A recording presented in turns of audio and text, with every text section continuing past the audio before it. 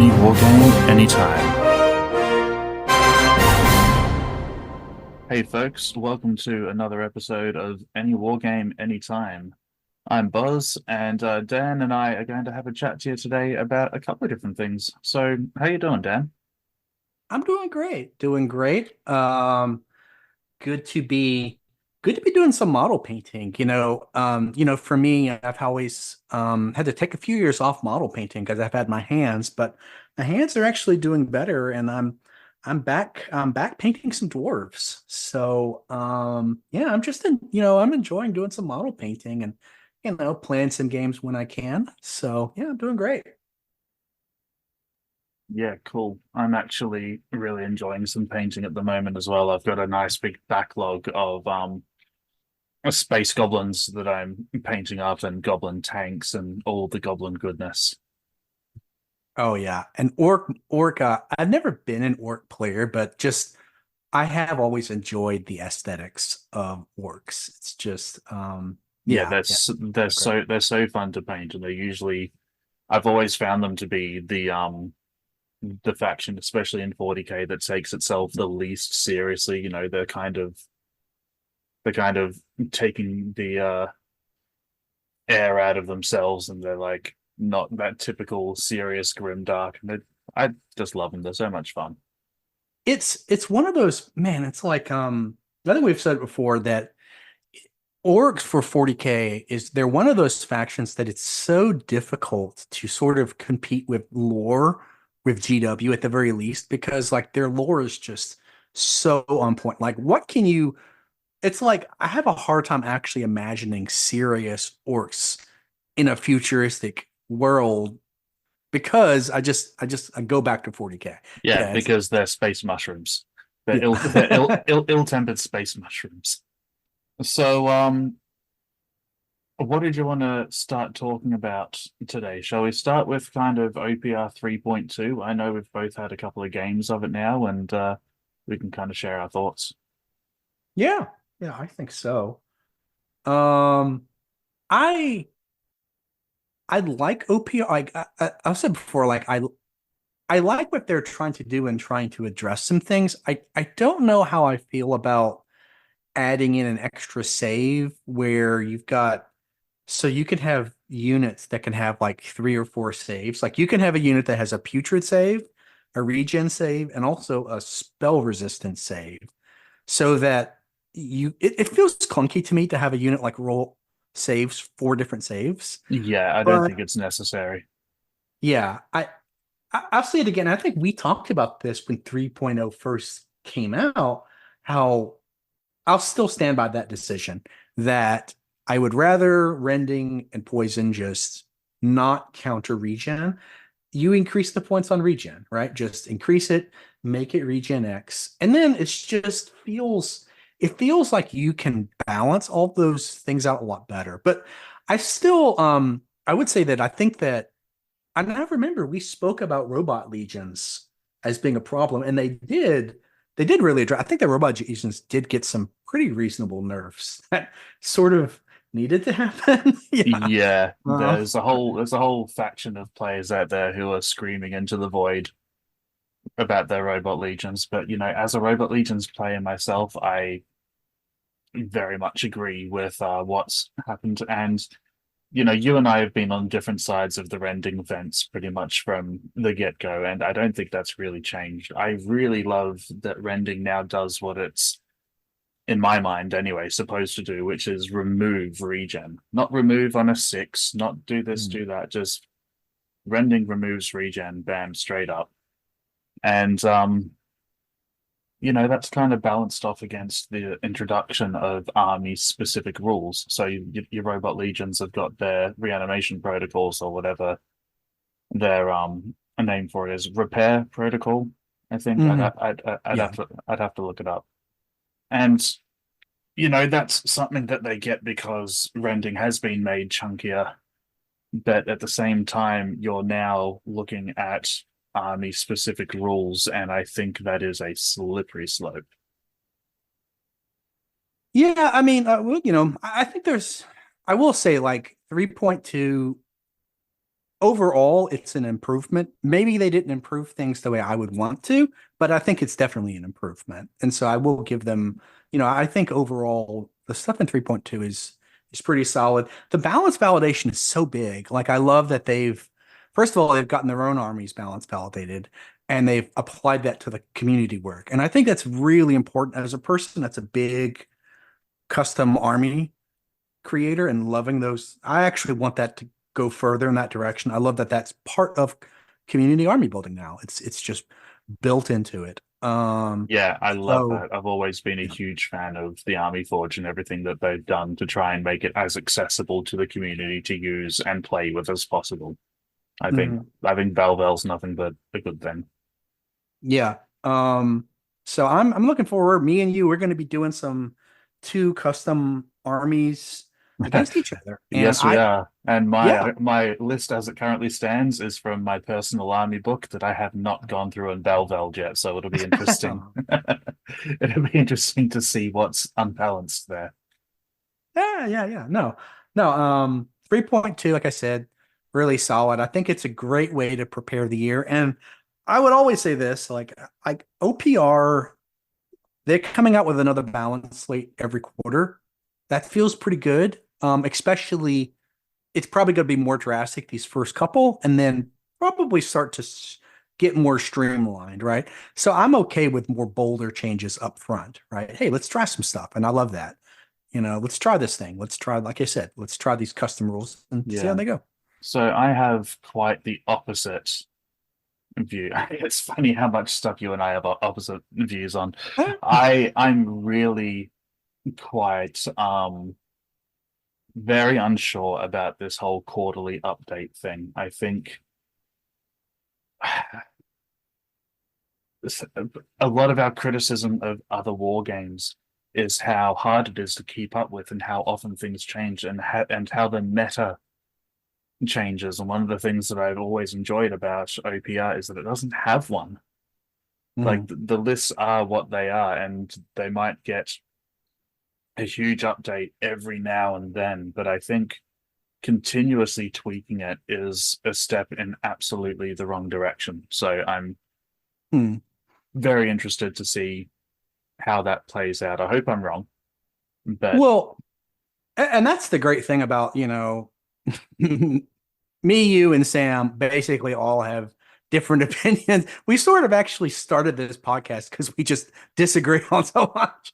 But that's great. I mean, I think that's for me, I like it in the sense that I I I think they are trying to really balance the game. And I think at the earliest starts of an edition, I would say this. 3.0 just came out. What is it, like less than 6 months old? And I think yeah, it's great early on. I would say this. I'll meet you halfway. I like more bold changes early on with the hope that things sort of stabilize, right? That we get sort of, quarterly updates. And so that's why I still, like I said, 3.2 feels very early in the edition. Let's let's shake it up a little bit, and then hopefully we'll be on 3.3 for a long while, and it's 3.3.2 or 4, that sort of thing, where we start yeah. I those don't. changes start becoming a lot more. So that's the hope, at Yeah, least. I don't know how they're going to word it. Is the next quarterly update going to be 3.3 or whatever?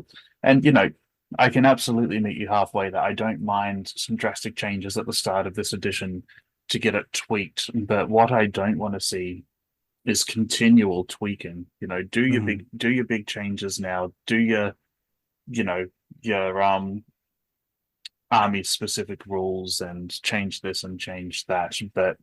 continuously tweaking isn't what I want to see from the game. I don't want to have to update my printout every 3 months for a start. And it's 3 months, whatever, but I don't want to start having the rug pulled out from under me like it happens so often with 40K every time a new data sheet, whatever their balance sheets things came out. It was like, oh, okay, Mhm. well, that's now useless. There's no point bringing that. And I guess coming from that background, I'm very hesitant and a bit cynical about this move to constant updates. So, like I said, I hope I'm wrong, and I'll absolutely meet you halfway. I don't mind. I wouldn't mind the big changes now if I knew that that Yeah. was going to then be solid for the next 12 months. Yeah, hmm, uh, man, yeah, I can, it's sort of, I kind of come from I don't know, I come from sort of that, I'm a lot more open to constant changes if it's needed. And I did think 3.1 needed some work. But yeah, I can kind of meet you. I think you're right. Both of us, it's sort of a we will see. Um, I yeah, I guess we will just sort of see. I like for me, I think there is a goal in mind for them where they do want this game to be balanced. And as a person that takes competitive side of the game much more seriously, than probably most people, I think that's a good thing. But I would say this, if they are still doing this constantly, then I think there could be a signs of a problem, but I don't know. We'll just see. I think it's fair to sort of see what the next. You know what I would prefer is I would like them to be a little more upfront with their proposed updates. I know that the OPA does sort of respond to, they've got their channels for feedback. I wouldn't mind if they were a little more open to propose, like to say, hey, this is what we're thinking about. 3.2 did sort of come out pretty fast, and I think the community wasn't quite expecting, didn't know what to expect, where or when. So I would like a little more um sort of planned changes for the future, so at least the community isn't sort of like the changes aren't sort of dropped all of a sudden. Yeah, So yeah, yeah. I can agree with that for sure. I mean, especially if like both of us do, we back this company with our wallets. It'd be Mhm. nice to it'd be nice to have a little bit more of an open process about that. I mean, obviously, there's nothing to be gained from asking for the community's opinion on every little thing with the expectation that everyone's going to have their advice listened to and implemented. That would be an absolute yeah, Yeah, yeah, and it would and not they be give good. us transparency. They give us sneak peeks into the Oh art yeah, mode side of things. absolutely. And I and I, So and I I'd love that. be, yeah, let's give us some sneak peeks. Let's toss this up to the community. Almost setting up sort of a informal test server. I always think about these things in software development terms. So could we try like some sort of test server to say, hey, try these changes out? In other words, open up a test server of the site that says try this out, with the updates. So yeah, Yeah, for sure. maybe. And all of this with the caveat that I really enjoy Mhm. 3.2. I've played a good handful of games of it with new people as well, with brand new people, and I'm really enjoying it. And I'm hoping that maybe some quarters the updates will just be, oh, we fixed a few typos in our book, or oh, we've reworded this rule to make it more clear or something like that. I'm hoping that they won't feel the urge to go, all out every time. Maybe they could start focusing specific quarters on specific armies to say, hey, we're going to take the next quarter and we're going to look at this army and we're going to really work. Like, I think that, like, some of the Battle Brothers armies do need some work. Like, they're very, oh, it's Battle Brothers, but we're just adding a special rule on that army. I really feel that a lot of the Battle Brothers and Prime Brothers could really be worked to really develop these armies past, oh, it's just Battle Brothers with a special rule. So, same thing with Havoc Disciples or Demons Yeah, as well. I mean, I Yeah. get that. I'm with you to a point on that, but when I think Battle Brothers, I think, well, just like the GW thing, there's a billion different Battle Brothers chapters when I'd really prefer them to just leave them as they are and develop some of their other factions better. Hmm. Like I don't care enough about Battle Brothers to want to have 15 different versions of them. If they had Battle Brothers and they developed those without needing to go into all the different quote unquote chapters, then you could make them your own and that'd be fine. I don't think devoting more time to the one faction that gets the most airtime over at that other company as well is really all that important to me. Yeah. Well, Battle Brothers aside, I think there are some armies that do need a little more thought process going into the army. It doesn't have to be Battle Brothers. I don't think. I think you're right that that's not the top of the list. So yeah, yeah. I think it's very much in line with the armies that they're releasing as well. Obviously, they want to make their new releases, enticing, and they're the ones that they're focusing on at that time. And that makes absolute sense. If they do eventually get around to doing their take on what Battle Brothers are, I think they'd come up with something really cool for it. Yeah, I think that's fair enough. Yeah, we'll say, like I said, overall, like 3.2 and enjoying it. Yeah. Well, speaking of things that OPR are doing at the moment, what about Secrets of Tashol, their Age of Fantasy narrative campaign? That's pretty cool. Yeah, it's one of the things that it's funny, I say this, that I am not interested lore-wise in the campaign, Oh but no, I me almost either at all. but I think that's almost a good thing. Like when I look at the art and I look at the story, you know who this feels like this is targeted towards? Towards like kids and teenagers, right? Mm. Like when I look at the art and like I think that is so smart if they're planning that, right?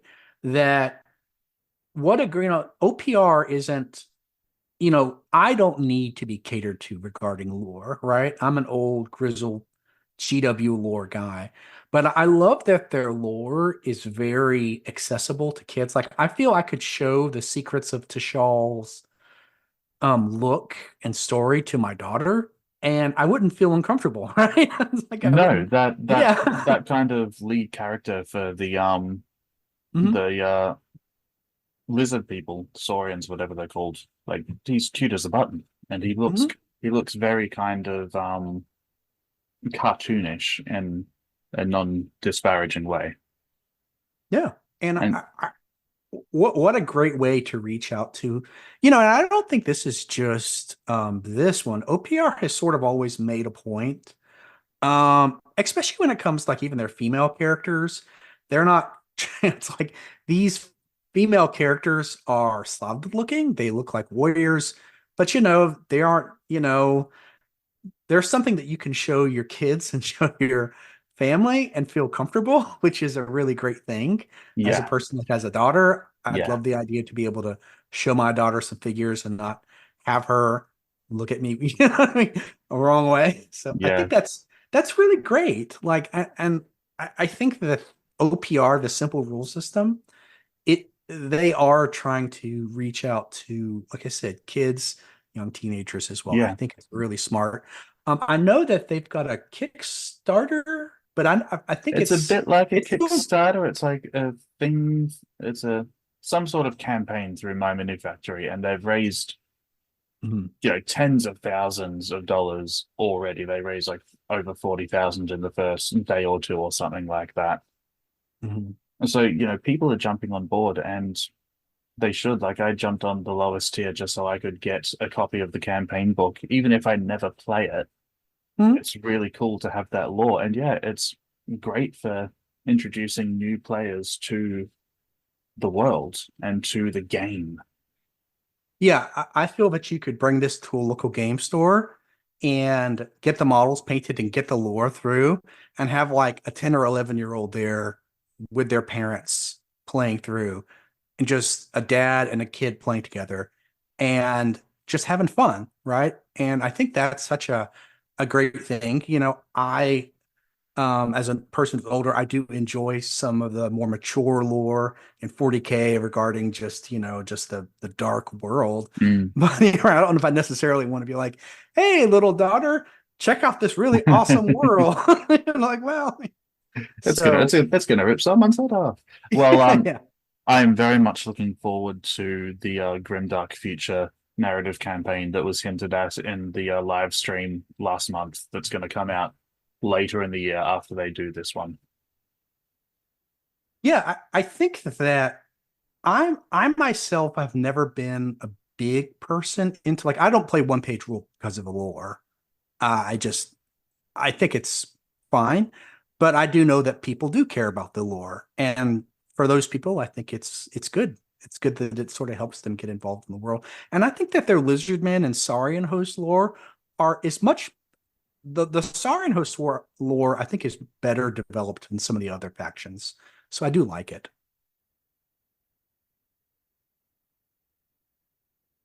Well, that kind of segues quite nicely into the next sort of thing we want to talk about: the Saurian Star Host, starships, ships, war fleets. You see what I did there? Yes, yes, indeed. So, Yeah. Grimdark War Fleets is here, and Mhm. it looks pretty good. Yeah, yeah. Um I can't say that I want to play it immediately. I would say this. I want to play it. I don't know that I can play it immediately because I've got three or four different things on the docket, but I do want to play it. I would say that like it's funny. It's like I can't fit it into my life now, but I do. It looks cool. I've watched some battle reports of it. I like it feels pretty streamlined, feels pretty solid. Not some of the clunkiness. I think of like maybe like when I think of like Star Wars Armada, that some of that got a little ridiculous.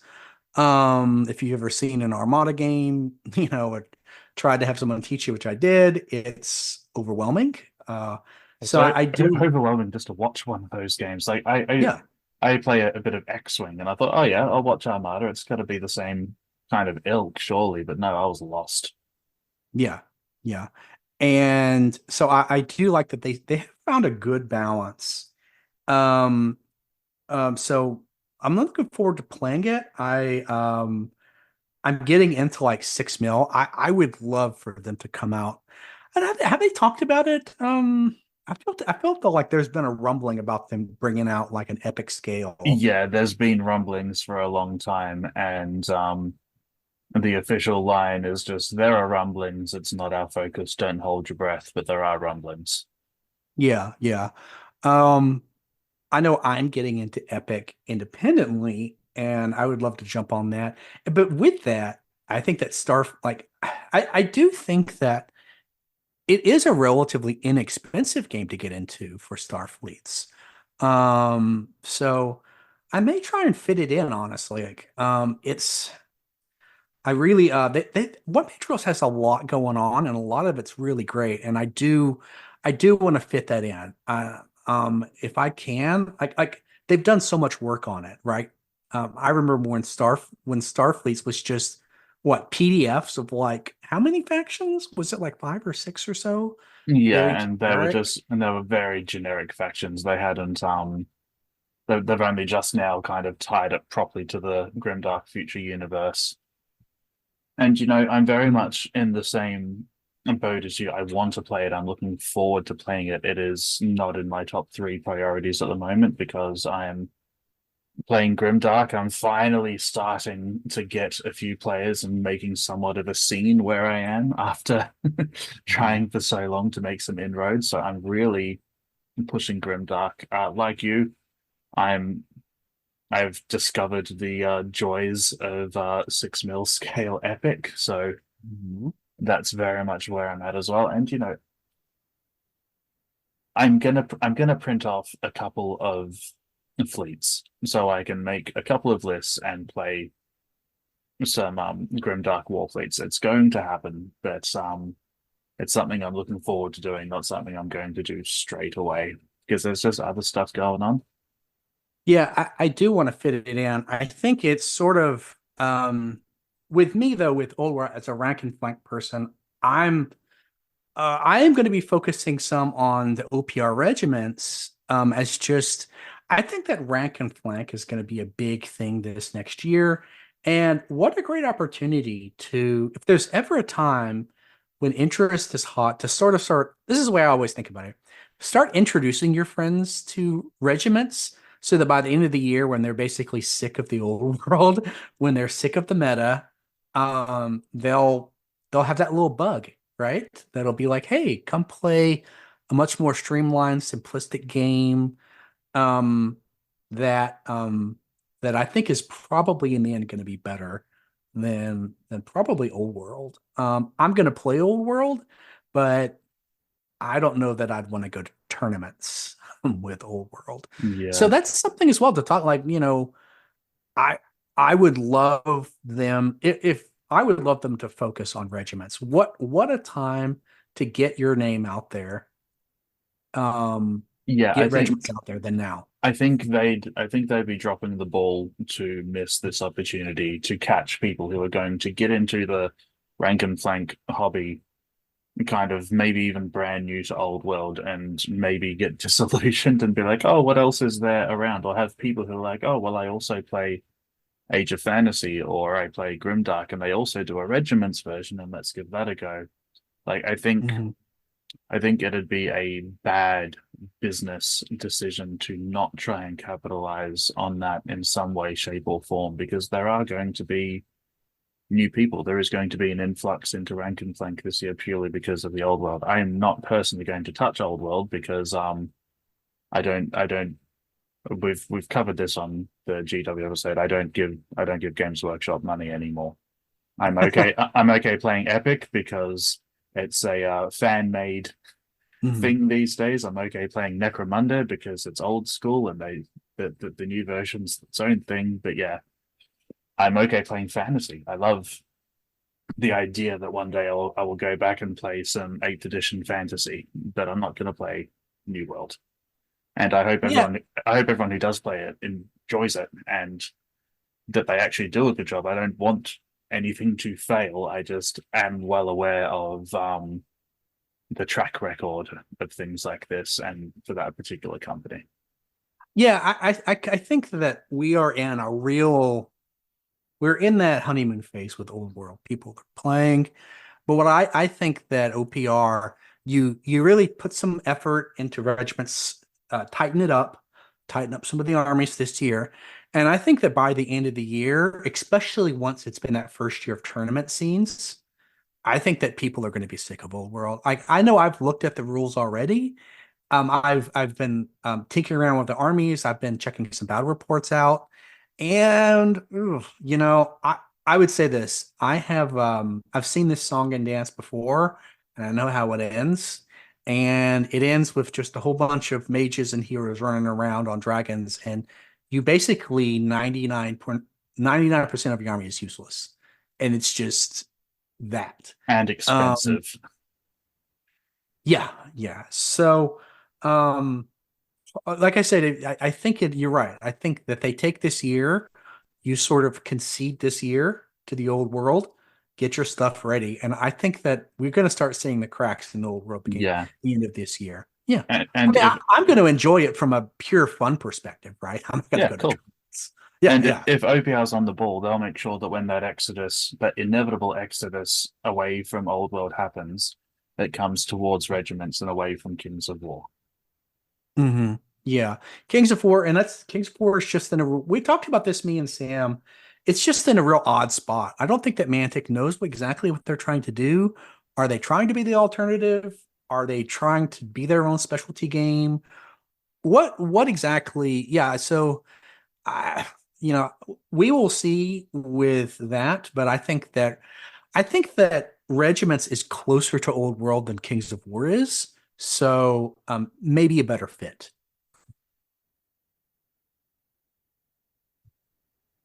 Well, moving on from that for now, what do you think of the concept art for the high elf fleets that are going to be coming out? I think they start in March, don't they? They do. They do. I'm cautiously optimistic. I think with man, like so ooh, I'm gonna I would say this, they have a high mark. Dwarves um didn't have a lot. to really work with as far as competition goes. But I would say that GW there, and also some side providers as well, have generally done high elves pretty well. There's some really nice Eldar-ish models out there. I'm really interested to see what they do because um, I would say this: them bringing in high elf fleets is a good thing. Um, the I would say the standard for Eldar high elf fleets is going to be higher than it was for dwarves. So we will see. Um, I saw the first rendition of their models with their guardians. I wasn't impressed. They had bat. I felt like they had like cloaks on, which I think the other problem with me is, especially as a Eldar player of almost what 35 years, and I think this goes when you're stepping into the Eldar realm, is that that GW has just done it so well. And some competitors have done it so well. I'm really interested to see what they do. So I don't know if I'd be pleased in one or what they do, but I don't know. That's my. What do you think about it, Boz? I'm an elf player. Like I said, Yeah. Well, Eldar were my first. I mean, they weren't my first army. The Space Marines were my first army because they were everyone's first army pretty much. But my first army after that, my first kind of love was Eldar, and I've got a real soft spot for them, and I love the models as you say, GW do Eldar really well, and they have done for a long time. But that's kind of the thing; they've done them really well for a long time because they haven't touched them yeah, for it's true. a long time. Like, I can't remember when the last major Eldar release was, but I don't think it was any time recently. And I've really enjoyed the one page rules take on alien hives. I love how different it is to Tyranids. I love how it's the same kind of vibe, but it's completely different. I'm printing out a bunch of alien hives at the moment, and you cannot mistake them for a Tyranid at all. Mhm. So I'm hoping that their version of the Eldar, the High Elf fleets, I'm hoping they're going to have that same distinct personality and that same distinct kind of stamp of, okay, these are space elves, sure. And they're taking inspiration from other places that have done space elves, sure, but this is our take on it and it's unique. So that's what I'm hoping for it. I liked the concept art. I'm reserving judgment for when I see the actual 3D renders and hold a printed version ad in my hand and paint one up and see what it looks like.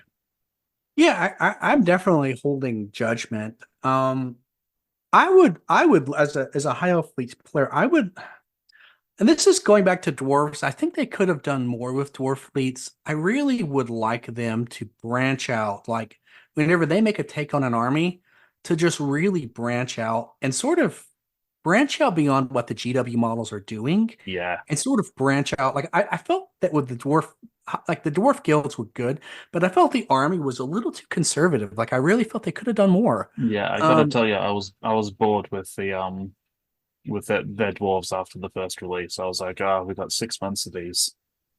Yeah, I'm not impressed just by the general blockiness of the models, and I that's like that's a personal thing for me, sure.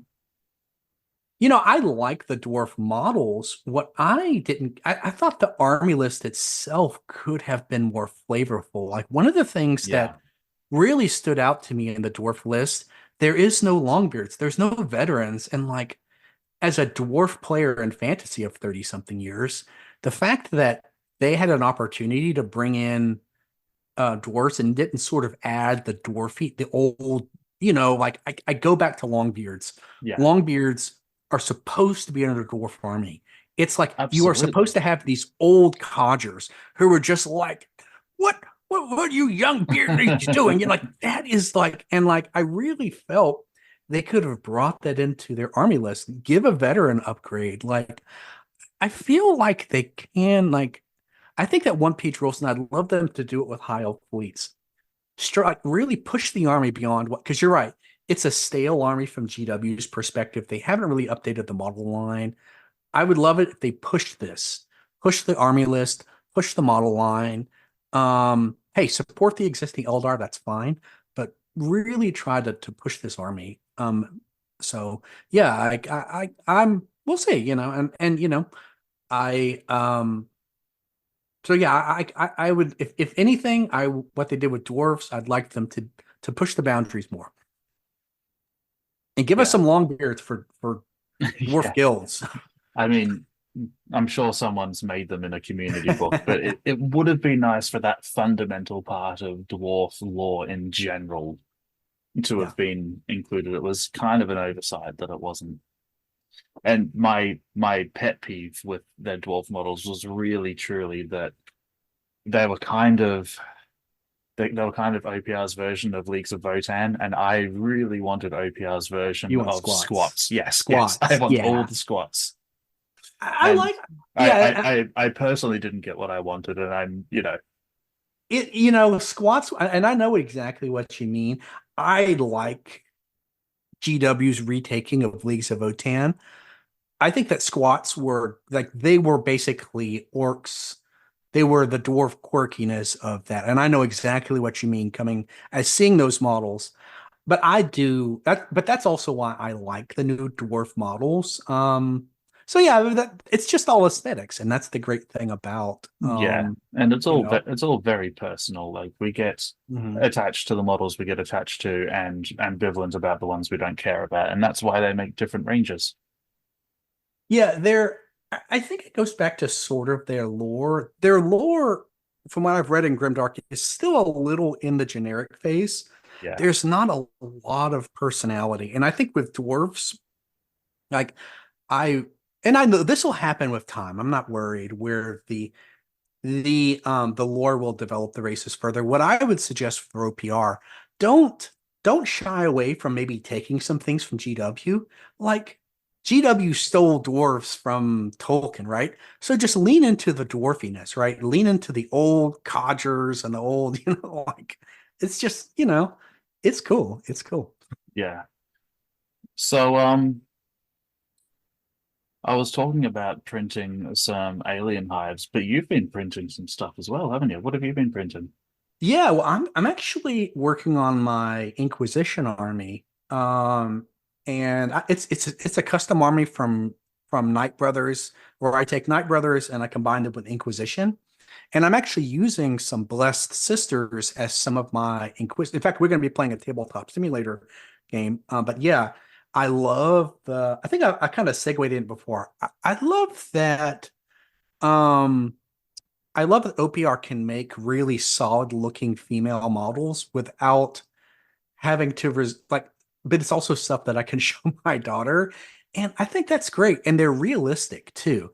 Like these female models, they are battle hardened, but they also look like they fit on a battlefield. Yeah, And they're not sexualized for the point of being sexy. They're just warriors who yeah, happen to be women. yeah. And I do like that. I like that and you were even talking about it before, like the supports. But as a person that's sort of a newbie printer, that's a big deal. Like I am not an expert in any of this stuff. And so the fact that you can just print this stuff with little problem is a really big deal. And the models look great.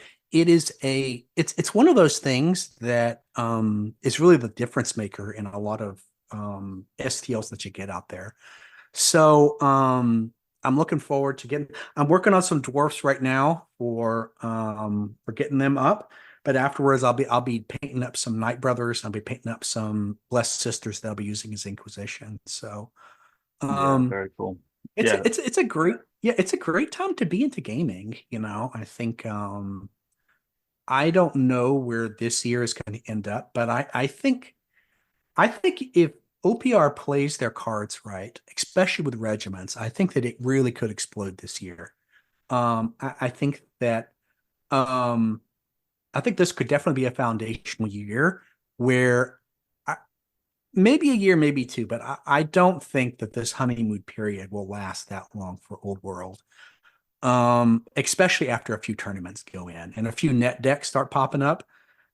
I guarantee you, people are going to be getting sick of that nonsense pretty soon. Yeah, the history would suggest the outcome here for sure. They are still GW, and people have, Exactly. and this is when me even Sam, like Sam will say they're a different company, and I just have to disagree with, I love you, Sam. And he's off, he's playing some Kings of War now, and I'm gonna be playing some Kings of War too. But man, like, no, I can't. No, GW haven't changed that much. Not changed that much. No, no, I would argue not at all. That's, it is what it is. We have, we've been over that before. We'll probably go over it again. There's a very big difference between GW Creative and GW and corporate, especially the GW Creative of 30 odd years ago. Mm-hmm.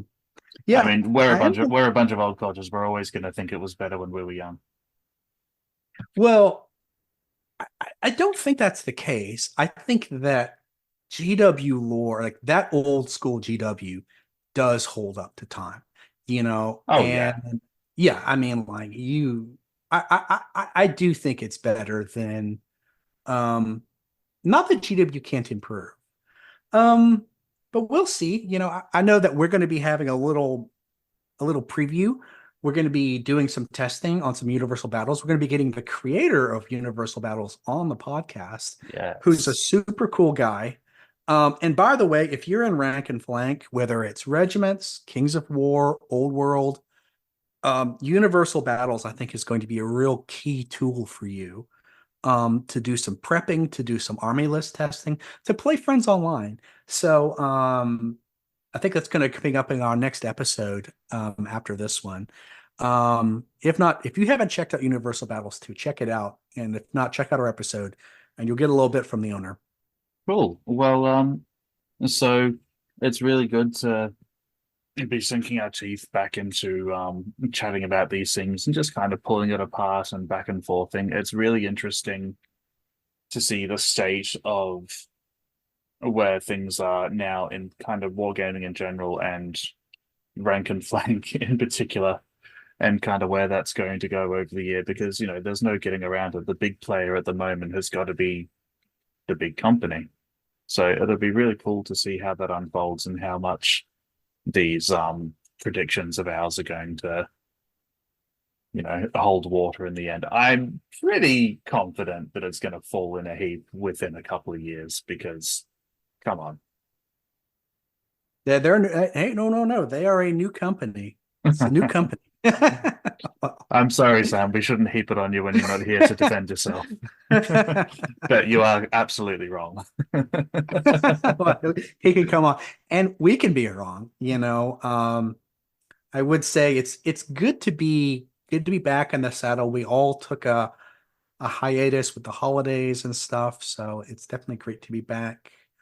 And the Bix, good to hear Bozz's sexy English voice back on the channel. I know he's been busy taking care of real life stuff. Bozz has been tracking down that millionaire to get us that, to let us do this full time. He hasn't. Bozz, have you found the millionaire? I have. He's proving somewhat resistant to the idea, but I am working on it. Nice. In the meantime, though, we've been Bozz and Dan for any war game anytime, and do you want to sign us off with Sam's line? We are going to go where the wargaming is good. That's right. Until next time. Any war game, anytime. Going where the game is good.